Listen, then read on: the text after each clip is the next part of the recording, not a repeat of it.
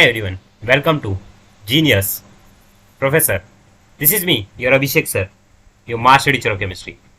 सो ये मेरी इंस्टाग्राम की आईडी है, आप मुझे यहाँ पर फॉलो करो और अगर आपको कुछ भी डाउट है तो आप मुझे यहाँ पर पूछो, मैं आपको विद इन 24 आवर्स के अंदर रिप्लाई दे दूंगा. सो इस बात को आप ध्यान रखना. अब देखो जो हम लोग चैप्टर पढ़ रहे थे ना, some basic concepts of chemistry, इसका लेक्चर नंबर 2 है. अगर आपने लेक्चर नंबर 1 नहीं देखा तो आप वो जरूर जा करके देखो, क्योंकि उस लेक्चर के अंदर मैंने होमोजीनियस हेट्रोजीनियस मिक्सचर क्या होता है ये पढ़ाया आपको, राइट. और फिर उसके बाद कंपाउंड्स क्या होता है, फिर एलिमेंट्स क्या होते हैं, फिर प्योर सब्सटेंस क्या होता है और मैटर, ये सब हम लोगों ने छोटा बहुत बेसिक्स पढ़ा था उस चैप्टर के अंदर, राइट. तो आज के इस लेक्चर के अंदर सबसे पहले हम लोग जो लास्ट लेक्चर में पढ़ा था उससे रिलेटेड कुछ क्वेश्चंस करेंगे. तो आपको बेटा अभी आइडेंटिफाई करना है होमोजीनियस एंड हेट्रोजीनियस, इनमें से कौन कौन ऐसे जो कि होमोजीनियस है. तो इसको आप तभी सॉल्व कर सकते हो जब आपने पहला लेक्चर देखा है, ठीक है. तो आप पहला लेक्चर जरूर देख लेना. अब देखो सबसे पहले 5 रुपीज़ का कॉइन, ये क्या है आप खुद से सोचो, ये क्या है. 5 रुपीज़ का कॉइन आप देखोगे तो आपको पूरा का पूरा सेम दिखेगा, मतलब एक ही पार्टिकल एक ही मैटर से एक ही जैसा दिख रहा है आपको, राइट. तो कैसा रहेगा, कंस्टिट्यूएंट उसमें एक ही चीज़ है, राइट. तो ये होमोजीनियस मतलब दिखने पे आपको एक ही जैसा दिख रहा है, राइट. और डीजल, डीजल में आप देख लो ये भी क्या आएगा, सोचो गैस करो, ये अभी आएगा होमो, ठीक है. फिर इसके बाद पेट्रोल, पेट्रोल क्या आएगा सोचो, ये भी आएगा होमो. इसके लिए बोल रहा हूँ लास्ट लेक्चर देखना इंपॉर्टेंट है, देख लो बेटा अभी मैं बता देता हूँ, सिंपल है, नहीं देखा तो अभी बताता हूँ सुनो. जैसे कि अगर मैं डीजल को ले लूँ तो डीजल देखो मेरे को एक ही जैसा दिखेगा, एक बॉटल के अंदर डीजल पूरी तरीके से ऐसी दिखेगा कि एक नीचे की तरफ गाढ़ा दिखेगा, ऊपर की तरफ लाइट कलर दिखेगा, ऐसा है क्या, नहीं सेम ही है. 5 रुपये का कॉइन ले लूँगा तो कॉइन देखो हर जगह से वैसा ही दिखेगा, उसमें एक ही कलर दिखता है, ऐसा रहता है क्या, नहीं ना, समझ ना मतलब मैं क्या बताने की कोशिश कर रहा हूँ, राइट. अगर आप 10 रुपीज़ का कॉइन लोगे तो भाई 10 रुपीज़ का कॉइन ऐसा रहता है, देखो ना यहाँ पे ऐसा सिल्वर जैसा रहता है, बाद में इधर इधर गोल्ड गोल्ड जैसा रहता है, देखा रहेगा ना आपने नया वाला कॉइन जो निकला है, तो वो हेट्रो में आता है, समझे. अब मिल्क की बात करते हैं, मिल्क बताओ मिल्क कैसा रहेगा, हेट्रो रहेगा. क्यों, क्योंकि देखो ना यार, देखो ऐसे रहता है, देखो मिल्क रहता है तो नीचे की तरफ देखो ऐसा लिक्विड लिक्विड टाइप का रहता है, ऊपर देखो एक ऐसा फेस जमा रहता है, साड़ी बोलते हैं ना उसको हिंदी में वैसा. अब ह्यूमिडिटी, ह्यूमिडिटी मतलब जो ऐसा, ये आप पता करना और कमेंट सेक्शन में बताना इसका मीनिंग क्या है और ये क्या है, होमोजीनियस है फिर हेट्रोजीनियस. देखते हैं यार 3 ही 4 बच्चे कमेंट का रिप्लाई देते हैं, मतलब इतना वीडियो देखते नहीं हो क्या आप, ठीक है. देखो यार आपके लिए बना रहा हूँ मैं. अब वाटर इन टैप मतलब जो नल के अंदर का पानी है वो भी कैसा रहेगा, होमोजीनियस. भाई पानी तो होमोजीनियस रहेगा ना, राइट. पॉल्यूटेड एयर, हवा पॉल्यूटेड है, दिख रहा है अपने को, राइट, कि हवा के अंदर आज धुआं धुआं ज्यादा है, राइट. जब ऐसे गाड़ी चलती है ना, देखो ना कभी कभी कोई कोई ऐसे टेम्पो वेम्पो जाती है, फिर बुलेट वुलेट वाली जाती है तो यार धुआं फेंकती है ढेर सारा, ट्रक वक देखो ना ऐसा काला धुआं फेंकता है, राइट. पॉल्यूटेड एयर तो एक इसमें आ जाएगा, हेट्रो में आ जाएगा. और लेमन जूस, लेमन जूस किसमें आ जाएगा बच्चा, होमो में आ जाएगा, किसमें आ जाएगा, होमो, राइट. चलो अब आगे की तरफ चलते हैं हम लोग. अब देखो हमारे पास ना यूनिट्स है, किसी भी सिस्टम को हम लोग यूनिट्स के अंदर डिफाइन करते हैं. Units in the sense what, किसी भी चीज को हम लोग दिखाने का एक सिंबल होता है. जैसे कि यूनिट आपको कहाँ पर हेल्प करेगा, अगर आप क्वेश्चंस के अंदर आप देखोगे ना, अगर आपको क्वेश्चन का डेटा नहीं समझ में आ रहा, अगर आपको यूनिट समझ में आ जाएगा ना तो आप बता दोगे कि अरे हाँ भाई ये यही है. जैसे कि मैं आपको बोलता हूँ 15 लीटर, तो आप भाई यूनिट देख लो ना इसकी, इसकी यूनिट क्या बताओ, इसकी यूनिट है लीटर, एल. तो आप एल से समझ सकते हो कि भाई लीटर है तो ये वॉल्यूम ही होगा. समझ रहे हो कि नहीं समझ रहे हो. तो यूनिट बहुत ही ज्यादा इंपॉर्टेंट है, ये आपको हेल्प करेगा किसी भी क्वेश्चंस के अंदर क्या चीज दी है उसको आइडेंटिफाई करने के लिए, सबसे ज्यादा इंपॉर्टेंट. अब देखो इसका डेफिनेशन क्या होता है, the arbitrarily decided and universally accepted standards are called units. मतलब अगर आप यूनिवर्सली एक्सेप्टेड है, भाई लीटर यूनिट वॉल्यूम की होती है, ये यूनिवर्स में हर जगह पे एक्सेप्ट है. ऐसा नहीं है कि यहाँ पर लीटर है तो चाइना में जाओगे तो चिंपा हो जाएगा, नाम बदलेगा पर रहेगा लीटर ही, समझा. अब देखो इसमें ना 2-3 टाइप रहता है, जैसे कि ये FPS, इसका मीनिंग आपको पूछ सकता है कोई, फुट पाउंड सेकेंड. MKS, मेरा एक फ्रेंड है उसका क्लासेस भी है MKS, MK coaching classes promotion नहीं कर रहा हूँ इधर सुनो. MKS मतलब मीटर किलोग्राम सेकेंड. फिर ऐसा यूनिट, ऐसा यूनिट का नाम मतलब क्या होता है, इंटरनेशनल सिस्टम. अब मेरा आपसे एक छोटा सा क्वेश्चन है, कमेंट सेक्शन में आंसर करना, इंस्टाग्राम पे फॉलो करो यार, मैं आपके मैसेज का वेट कर रहा हूँ, कब आप मेरे को मैसेज करोगे, करते ही नहीं हो. इंटरनेशनल सिस्टम, मेरा क्वेश्चन ये है कि भाई यहाँ पर ऐसे तो पहले सिस्टम आना चाहिए, फिर आई है तो बाद में इंटरनेशनल आना चाहिए, ऐसा क्यों, पहले इंटरनेशनल बोला है फिर बाद में सिस्टम बोला है, ऐसा क्यों. और सिंबल में लिखा है SI, ये मेरे को बताना, ठीक है. अब देखो अपने पास ना सिलेबस में ना मेन 3 ही 4 चीजें हैं, एकदम ध्यान से समझ लो. सबसे पहला है लेंथ, लेंथ का क्या होता है, L, बोलते हैं ना तेरे तो L लग गए वैसा, तो ये यहाँ पर लेंथ का L है. मास में M होगा, टाइम में T होगा, इलेक्ट्रिक करंट I होगा, थर्मोडायनेमिक टेम्परेचर, भाई सीधी से बोल देता टेम्परेचर, टेम्परेचर का T होता है, अमाउंट ऑफ सब्सटेंस का एन होता है, ल्यूमिनस इंटेंसिटी आई वी, ये काम का नहीं है क्या नीचे वाला, इसके ऊपर क्वेश्चन भी नहीं है। अब देखो मीटर का एम होता है, किलोग्राम का केजी होता है, समझ गया आपको आता है, ठीक है। कैंडेला का सीडी होता है, ये नीचे का है ना, ये कट कर देना, ठीक है, ये काम का नहीं है आपके, बाकी सब काम का है। ऑलराइट, समझ में आ गया, चलो आगे की तरफ चलते हैं। अब फिजिकल प्रॉपर्टी, फिजिकल प्रॉपर्टी मतलब जो आंखों से दिखाई दे उसे कहते हैं फिजिकल, और जो आंखों से ना दिखाई दे उसे कहते हैं केमिकल। तो बेटा इसमें ऐसा है ना, इसमें आपको डायरेक्टली टेक्स्ट बुक से पढ़ा देते।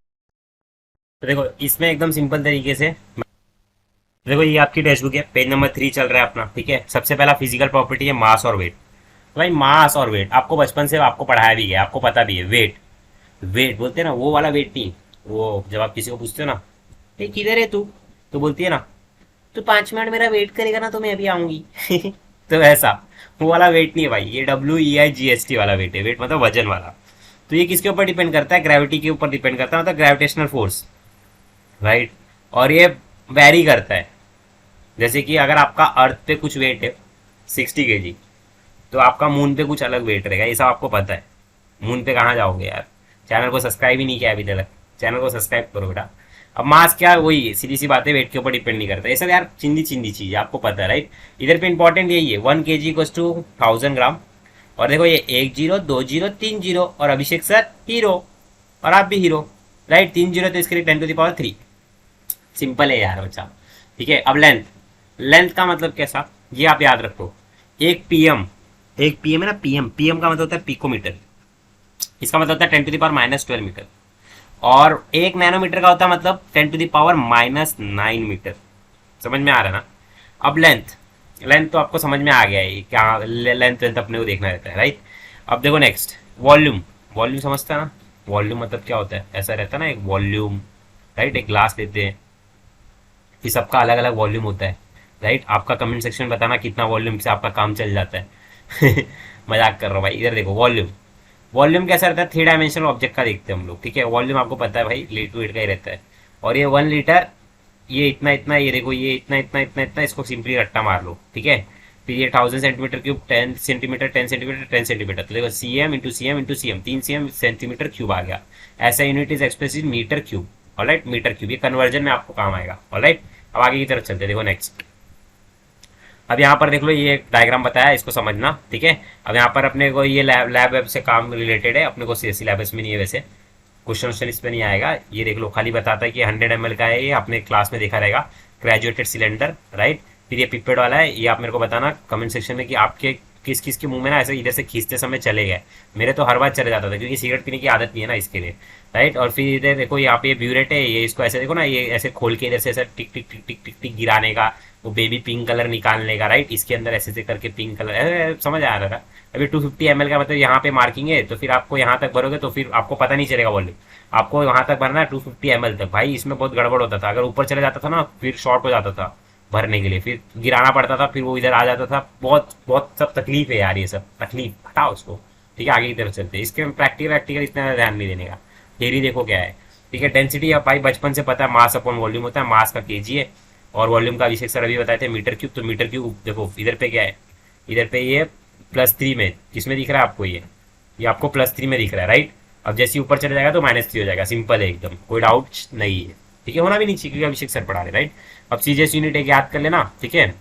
ये केजी का ग्राम कर देना, एम का सीएम कर देना, दैट्स इट। अब टेम्परेचर देखो भाई, 3 चीज में मेजर करते हैं, डिग्री सेल्सियस, फ़ारेनहाइट और केल्विन में, ठीक है। बस इसके अंदर ये जो कन्वर्जन है ना, ये वाला कौन सा वाला सर, ये वाला कन्वर्जन, एक फ़ारेनहाइट इक्वल्स टू ये 9.9/5 डिग्री सेल्सियस +32, ये इंपॉर्टेंट है। केल्विन डिग्री सेल्सियस +273.15, ये सब दोनों इंपॉर्टेंट है, हाँ, पहले ये याद रखो, ऑलराइट।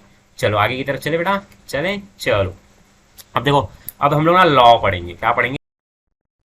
तो अभी अपने पास ना एक लॉ ऑफ केमिकल कॉम्बिनेशन है, ऑलराइट। तो देखो ये जो लॉ है ना, ये सब बता रहा है, देखो the elements combine with each other and form compounds. आपको पता है एक एलिमेंट दूसरा एलिमेंट से कंबाइन होएगा और क्या फॉर्म करेगा, कंपाउंड। तो देखो इसमें ना टोटल ना 5-6 लॉ है, तो आप एक एक करके हम लोग इसको समझ लेते हैं। पहला लॉ ऑफ कंजर्वेशन ऑफ मास। तो ये लॉ आपको सिंपली क्या बोलता है, मैं आपको बता देता हूँ। ये लॉ के बोलने का मतलब ये है कि सर टोटल मास ऑफ, ध्यान से सुनिएगा, एकदम इंपॉर्टेंट चीज है ये कहता है कि sir total mass of reactant, क्या बोलता है बच्चा, total mass of reactant, reactant का जो भी टोटल मास होगा, किसका, रिएक्टेंट का, तो टोटल मास ऑफ रिएक्टेंट ये इक्वल रहेगा अपने किसके, टोटल मास ऑफ प्रोडक्ट के, टोटल मास ऑफ प्रोडक्ट के ये इक्वल होगा, दोनों भी इक्वल होता है। इतना समझ में आ गया। अब आपको देखो यार सिंपल है ये, कैसा है, एकदम सिंपल है ये। आपको ना क्वेश्चंस भी कराऊंगा, अभी टेंशन मत लो। साइंटिस्ट का नाम देख लो, एंटोनी लॉरिएंट लोवियाइजर, ठीक है, ये साइंटिस्ट का नाम आपको पूछ सकता है सीटी में पहली बार। अब देखो सेकंड क्या बताता है, ड्यूरिंग एनी फिजिकल और chemical changes total mass of reactant is equal to total mass of product. सीधी सी बात है, मैंने आपको बता दिया इसका मॉरल ऑफ द स्टोरी, ठीक है। मास से याद रखना, रिएक्टेंट का जितना मास रहेगा वो इक्वल रहेगा किसके, प्रोडक्ट के। अब थर्ड पॉइंट में देखो, matter can neither be created nor be destroyed, ये आपको पता है। मैटर को हम लोग कभी क्रिएट नहीं कर सकते और डिस्ट्रॉय भी नहीं कर सकते। Balance chemical reactions are based on law of conservation of mass, मतलब अगर अपने को किसी भी को भी बैलेंस करना है ना, तो हम लोग कंजर्वेशन ऑफ मास को देखते हैं। देखो ना आपको बैलेंसिंग आता रहेगा, राइट। अब नेक्स्ट देखो, अब इसका ड्रॉबैक ना एकदम सिंपल है, nuclear reaction some amount of mass is lost in term of energy. जो न्यूक्लियर रिएक्शंस होते हैं ना, न्यूक्लियर रिएक्शंस, उसमें ना एक इशू हो जाता है। इसमें कैसा है ना कि कुछ अमाउंट ऑफ एनर्जी है ना, एनर्जी निकलती है तो उससे ना कुछ अमाउंट रिड्यूस हो जाता है। समझने की कोशिश करो ना यार। जैसे कि मैं बोलने की कोशिश कर रहा हूँ यहाँ पे, जो मेरा ए है ना, ये ए से बी में कन्वर्ट होता है। तो पर अगर ये न्यूक्लियर रिएक्शन हो रहा है, कौन सा रिएक्शन हो रहा है, न्यूक्लियर रिएक्शन, तो जब ए से बी में कन्वर्ट होगा ना, तो इसमें कुछ तो भी एनर्जी रिलीज होने की वजह से इसका मास कुछ तो भी लॉस हो जाता है। मैं वापस से बताऊंगा, ध्यान से सुनिएगा। जब मेरा ए कन्वर्ट हो रहा है बी के अंदर, तो ये अगर ये न्यूक्लियर रिएक्शन हो रहा है, कौन सा रिएक्शन हो रहा है, न्यूक्लियर रिएक्शन, तो उस समय ना ए का सपोज 10 ग्राम मास है ना, तो जब वो बी में कन्वर्ट हो रहा है ना, तो वो टाइम पे भी 10 होना चाहिए। पर अगर न्यूक्लियर रिएक्शन है तो उसका 8 ग्राम होगा बी का मास। तो दोनों भी इक्वल है क्या, नहीं। तो इसमें क्या हुआ, इसमें जस्ट सिंपली कुछ अमाउंट ऑफ ना एनर्जी के थ्रू एनर्जी रिलीज हुई, कितने 2 ग्राम की एनर्जी रिलीज हो गई। समझ में आया कि नहीं आया, एनर्जी क्या हो गई, 2 ग्राम की रिलीज हो गई। तो ऐसा होता है न्यूक्लियर रिएक्शन में। मॉरल ऑफ द स्टोरी वापस से बता दो, ध्यान से सुनना, पका नहीं रहो, ध्यान से सुनो। न्यूक्लियर रिएक्शन में जितना रिएक्टेंट रहता है ना, उतना प्रोडक्ट बनता नहीं है। क्यों, क्योंकि कुछ तो भी एनर्जी रिलीज होती है, उसकी वजह से मास कम हो जाता है, ठीक है। मास लॉस लिखा है इसके अंदर, alright. Mass of reactant greater रहता है मास ऑफ प्रोडक्ट से, ठीक है। जितना रिएक्टेंट रहता है उतना प्रोडक्ट बनता नहीं है। तो देखो यहाँ पे 10 ज्यादा है कि 8, 10 ज्यादा है, सीधी सी बात है। डेल्टा एम कैसे निकालते हैं, mass defect, mass of reactant minus mass of product, ठीक है। सिंपल सा मास डिफेक्ट निकालने का फॉर्मूला है। अब देखो delta M is lost as delta E, binding energy बताता है, ठीक है। ये अपना इक्वेशन है फिजिक्स वाला, delta E equals to MC square, आपने फिजिक्स वाला सर के हाथ पे देखा रहेगा ये। चलो नेक्स्ट चलते हैं अभी। अब देखो mass remain unchange with temperature, temperature के साथ अनचेंज रहता है, ऐसा बता रहा है। अब देखो परसेंटेज प्योरिटी निकालने का, ये इंपॉर्टेंट है, इसके ऊपर क्वेश्चन बनता है। परसेंटेज प्योरिटी निकालने का फॉर्मूला है, percentage purity equal to experimental divided by actual into 100। ये मल्टीप्लाई करना है आपको 100 से। अब मैं क्वेश्चंस कराऊंगा, टेंशन मत लो। देखो इफ 12 ग्राम बोल रहा है, ये क्या बोल रहा है, हमारे पास ना 12 ग्राम है CaCO3 का, यानी कि कैल्शियम कार्बोनेट का सैंपल है, और डिकम्पोजिशन 5.6 ग्राम ऑफ CO देता है, 4.4 ग्राम ऑफ CO2 देता है। Find percentage purity of sample, अपने को कितना परसेंट प्योर है निकालना है। सिंपल है यार, देखो पहले आप ये क्या रहा है आपको CaCO3, तो देखो CaCO3, मैं कलर चेंज करता हूँ एक बार, देखिए अच्छे से, ठीक है। ये अपने को दे क्या रहा है, दो चीजें दे रहा है, एक CaO दे रहा है प्लस CO2 दे रहा है, राइट। ये दो चीजें अपने को दे रहा है। अब ध्यान से सुनो, अपने को ना ये निकालना है। अब आप बोलोगे कि सर ये 12 ग्राम दिया हुआ है, भाई रुको तो, जैसा बता रहा हूँ वैसा समझो पहले। ये आपको कितना दिया हुआ है, 5.6 ग्राम ऑफ CaO दिया हुआ है, तो ये कितना दिया है 5.6 ग्राम, और CO2 कितना दिया हुआ है 4.4 ग्राम दिया हुआ है। इतना समझा गया, पहले बोलो हाँ या ना, हाँ। तो अब देखो वेट ऑफ CaCO3 लेंगे हम लोग, क्या लेंगे, वेट ऑफ CaCO3। ये किसके इक्वल होगा, वेट ऑफ यानी कि वजन CaO plus weight of CO2 का, ठीक है। तो देखो ये कितना दिया हुआ है 5.6 प्लस 4.4, कितना आ गया भाई, बोलो 10 आ गया क्या, राइट, 10 आ गया। तो अब देखो एक्चुअल में कितना आ रहा है, 12 ग्राम दिया हुआ है CaCO3 का, पर कैलकुलेट करने पे भाई वेट ऑफ CaCO3 कितना निकल के आ गया, 10 ग्राम निकल के आ गया। तो मैंने आपको परसेंटेज प्योरिटी का फॉर्मूला सिखाया था, परसेंटेज प्योरिटी कैसे निकालते बताओ, बताओ तो जल्दी भाई, इधर पीछे सिखाए हैं आपको, एक्सपेरिमेंटल डिवाइडेड बाय एक्चुअल। तो एक्सपेरिमेंटल कितना आया 10, तो हम लोग इसको डिवाइड कर लेंगे किससे, एक्चुअल से, 12 से, इंटू कर लेंगे 100। तो कमेंट सेक्शन बताना भाई आंसर क्या आया, समझा। अब नेक्स्ट चलो, अब नेक्स्ट लॉ है लॉ ऑफ कांस्टेंट और डेफिनेट प्रोपोर्शंस। तो ये पहले साइंटिस्ट का नाम याद रख लो भाई, जोसेफ प्राउस, जेपी अपना इसका, ठीक है, डेफिनेट प्रोपोर्शन का, ये सीटी में पूछता है, ये 3-4 साइंटिस्ट का हल्ता फलता नाम दे देगा, ऐसा थोड़ी ना देगा कि रामलाल, श्यामूलाल, घनश्याम, ऐसा थोड़ी ना देगा। समझ में आ रहा है ना? तो ये साइंटिस्ट का नाम हार्ड है तो पूछ लेगा। अब chemical compound always contains exactly the same proportion of element by mass. Same proportion रहता है, मैं आपको समझाता हूँ, टेंशन मत लो। If only compound is given from different sources then it follow law of constant और डेफिनेट प्रोपोर्शन। मैं आपको समझाऊंगा, टेंशन मत लो, एकदम सिंपल है। Chemical compound always contains exactly the same proportion of element by mass. जैसे समझ ले मेरे पास ना, मैं इधर गया, मैं मुंबई में रहता हूँ, ठीक है, तो मैंने मुंबई का पानी देखा तो उसमें क्या निकल के आएगा, फॉर्मूला H2O। गांव में गया, वहां का पानी देखा तो क्या निकल के आएगा, H2O। तो भाई सेम निकल के आएगा ना फॉर्मूला, कि फॉर्मूला चेंज हो जाएगा? फॉर्मूला तो चेंज नहीं होगा ना, पानी का फॉर्मूला तो सेम ही रहेगा, राइट? तो ये बताने की कोशिश कर रहा है। अब देखो ध्यान से, एकदम सिंपल है, डेफिनेट प्रोपोर्शन में, एकदम डेफिनेट में एकदम फिक्स कंबाइन होता है, ठीक है ना? ये दो आएगा, ये एक आएगा, तभी पानी बनेगा, नहीं तो नहीं बनेगा, ठीक है? अब इसका ड्रॉबैक देख लो, ये आइसोटोप्स के लिए एप्लीकेबल नहीं है। आइसोटोप्स तो भाई जो मेरे ऑफलाइन के बच्चे उनको पता रहेगा, टॉप का अपोजिट क्या होता है, बॉटम। तो यानी कि एक एक्स होती है, यानी कि कोई भी एक एलिमेंट, तो यहाँ पर मॉर्निंग होता है, यहाँ पर नाइट होता है, यानी कि ये एटॉमिक मास होता है और ये होता है एटॉमिक नंबर, राइट? तो फिर इसमें एटॉमिक नंबर सेम होगा, समझा?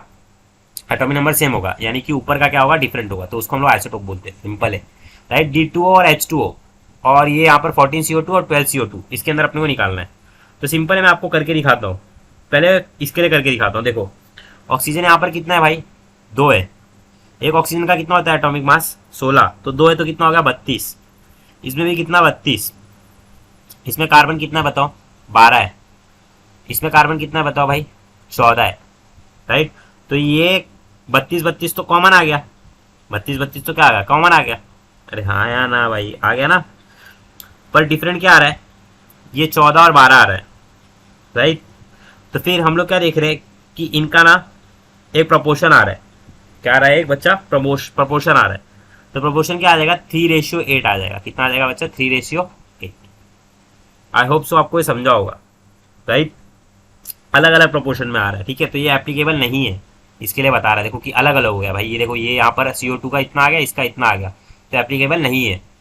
समझा कि नहीं समझा?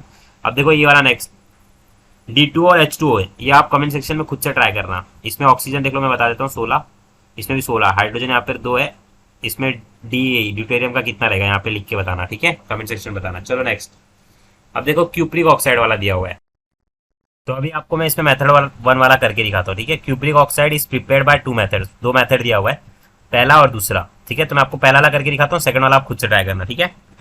सबसे पहले देखो गिवन मास इसका कितना दिया हुआ है, मेटल का 1.74 दिया हुआ है। तो मैं ऐसे लिखूंगा, देखो ध्यान से, गिवन मास, क्या लिखूंगा बच्चा, गिवन मास। थोड़ा फोकस करो यार, आपके फ्यूचर का सवाल है, ठीक है? गिवन मास ऑफ मेटल का गिवन मास, तो देखो कितना दिया हुआ है, 1.75 ग्राम दिया हुआ है, नंबर 1। और 2.19 ग्राम ऑक्साइड दिया हुआ है, क्या दिया हुआ है, 2.19 ऑक्साइड दिया हुआ है। तो फिर मैं ऐसे लिखता हूँ, वेट ऑफ एमओ ऑक्साइड वाले का कितना दिया हुआ है, 2.19 ग्राम दिया हुआ है, 2.19 ग्राम दिया हुआ है। अब देखो मेथड 1 लगाता हूँ मैं, क्या लगाता हूँ, मेथड 1। तो परसेंटेज ऑफ मेटल कैसे निकालूंगा बताओ, मेटल का कितना है, मेटल ऑक्साइड का कितना है। तो फिर मैं ऐसे लिखूंगा, सबसे पहले 1.75 मेरा ऊपर आ जाएगा, राइट, मेटल वाला, और मेटल ऑक्साइड यानी कि जो ऑक्सीजन के साथ मिलकर बना है वो 2.19, इसको मैं 100 से मल्टीप्लाई करूंगा। तो जैसे मैं इसको 100 से मल्टीप्लाई करता हूँ तो कितना आ जाता है, 79.9% निकल के आ जाता है। कितना निकल के आ जाता है बच्चा, 79.9%। तो अब मैं परसेंटेज ऑफ ऑक्सीजन कैसे निकालूंगा, ध्यान से सुनना। 100 रहता है, कोई भी चीज परसेंट नहीं, 100 से निकालते, राइट? तो 100 माइनस आया कितना, 79.9, तो कितना आ जाएगा बच्चा, 20.1%। सिंपल था ये, ऑलराइट? सिंपल है ना यार? देखना बच्चा, मेटल गिव ऑक्साइड, तो भाई मेटल एक ऑक्साइड दे रहा है, तो मतलब मेटल ऑक्साइड है, राइट? तो फिर वो वाला नीचे आ जाएगा 2.19 यहाँ पर, मेटल वाला ऊपर आ जाएगा, मल्टीप्लाई कर दो 100 से, ये निकल के आ गया। ऑक्सीजन का निकालना है तो 100 में से माइनस कर दो, 20.1 निकल के आ गया, सिंपल एकदम।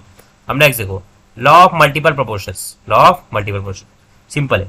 When 2 elements A and B form more than 1 compound, जब 2 एलिमेंट है ए और बी, एक से ज्यादा कंपाउंड फॉर्म करते हैं, the masses of element B that combine with a given mass A are always in the ratio of small whole numbers। Simple ratios में होता है, ये आपको पहले नहीं समझा रहेगा पर अभी समझ में आ जाएगा। जैसे हम लोग ले लेते हैं हाइड्रोजन और ऑक्सीजन, ठीक है? अब इसमें ना एक H2O बना रहे पहला, और दूसरा बना रहे H2O2, सिंपल है। देखो अब H2 यानी कि कितना हो गया, 2, ऑक्सीजन कितना हो गया, 16। फिर यहाँ पर देखो H2 कितना है, ये 2, और ये ऑक्सीजन कितना है 2, तो यानी कि 16 16 32। तो अब ध्यान से सुनना, ये देखो इसमें कॉमन क्या निकल के आया, 2 और 2, तो उसको छोड़ दो, ठीक है, जैसे एक को साइड में रखने का, ठीक है। अब दूसरा देखो, इसमें 16 और 32 निकल के आया, तो इसका रेशियो बनाओ कितना आएगा, 16 एक कम 16, 16 दूनी 32, राइट। तो 1:2 निकल के आ गया, एकदम सिंपल।